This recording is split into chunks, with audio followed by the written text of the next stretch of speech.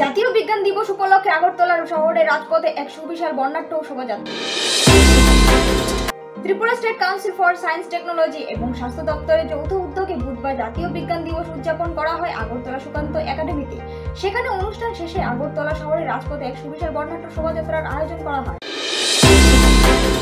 এই শোভাযাত্রায় অংশগ্রহণ করেন ত্রিপুরার বিজ্ঞান ও প্রযুক্তি দপ্তরের মন্ত্রী প্রণজিৎ সিংহ রায়। উপস্থিত ছিলেন ত্রিপুরার স্বাস্থ্য দপ্তরের সচিব কিরণ গিত্তে, ত্রিপুরার বিজ্ঞান ও প্রযুক্তি দপ্তরের সচিব ডক্টর কে শশী কুমার সহ প্রচুর ছাত্রছাত্রীরা। বক্তব্য রাখতে গিয়ে মন্ত্রী প্রণজিৎ সিংহ রায় বলেন, সময়ের সঙ্গে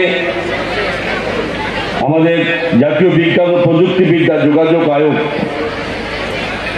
এই দিনটিকে জাতীয় বিজ্ঞান দিবসের হিসাবে স্বীকৃতি দেওয়ার জন্য ভারত সরকারের কাছে 1986 সালে সেখানে আবেদন রাখা হয়েছিল এবং ভারত সরকার এই দিনটিকে জাতীয় বিজ্ঞান দিবস হিসাবে যারা অনুমোদন দেয় সেটা সরকারিভাবে 1987 সালে সেটা শুরু হয়। তারপর থেকেই এই জাতীয় বিজ্ঞান দিবস প্রত্যেক বছর পালিত হয়ে থাকে। এই বছর স্পেশালি যেখানে দেশের যশস্বী প্রধানমন্ত্রী নরেন্দ্র মোদীজি 2047 সালকে লক্ষ্য রেখে যে বিকশিত ভারত এই সংকল্প যাত্রা যিনি ঘোষণা করেছেন, ঠিক তারই মধ্যে কেন্দ্র করে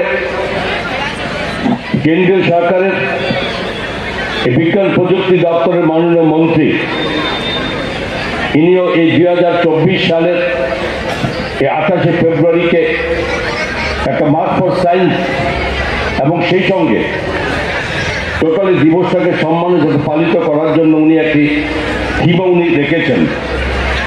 তো এই থিম আপনার বিকশিত ভারতের দেশীয় প্রযুক্তি এই হিসাবে এটা থিম রাখা হয়েছে এবং এটাকে সার্বিকভাবে সারা দেশের সঙ্গে রাজ্য তার সঙ্গে সেভাবে পালিত হচ্ছে।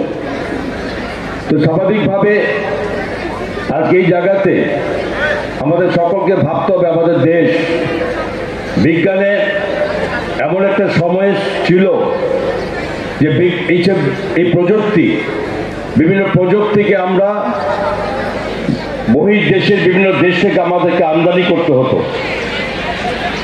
সময়ের সঙ্গে সঙ্গে বিজ্ঞানের উন্নতিতে এবং এটা স্বীকার করতে হবে যে দেশের যশস্বী প্রধানমন্ত্রী নরেন্দ্র মোদীজি যে এই ব্যবস্থাকে আরো বেশি অগ্রাধিকারের ভিত্তিতে দেখে।